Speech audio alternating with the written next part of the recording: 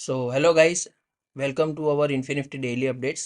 जैसे कि हम लोगों ने कितने वीडियो से बात कर रहे हैं कि मार्केट ओपन होता है, गैप अप होता है या गैप डाउन होता है तो मार्केट साइडवेज हो जा रहा है। तो आज भी वैसा ही हुआ, मार्केट ने गैप डाउन दिया है।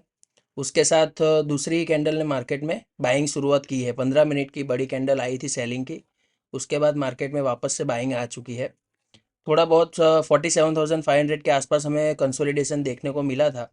उसके ब्रेकआउट पे ही हम लोगों ने एक ट्रेड बनाया हुआ था जो अच्छा खासा ऊपर गया है। लेकिन ऑप्शन में उतनी खास मूवमेंट मिली नहीं है, जो कि आज थी एक्सपायरी।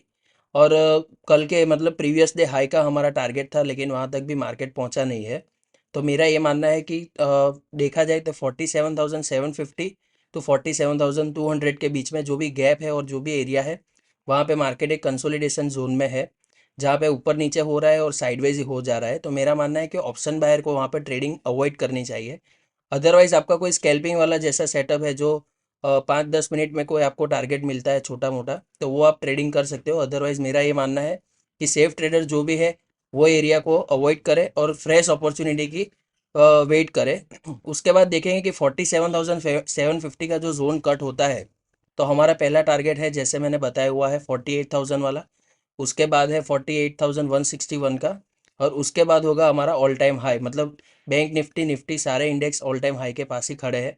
लेकिन बैंक निफ्टी जो है उसमें बाइंग की स्ट्रेंथ है, लेकिन ऊपर से सेलर्स भी हावी है। तो मेरा ये मानना है कि मार्केट में अभी थोड़ा ये वाला जो 47,700 टू 47,200 के बीच में अवॉइड करे ट्रेडिंग को।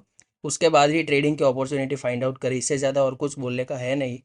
और जो भी बिगिनर्स ट्रेडर्स है वो मार्केट को अभी के लिए थोड़ा समझो और उसके बाद ही ट्रेडिंग करें।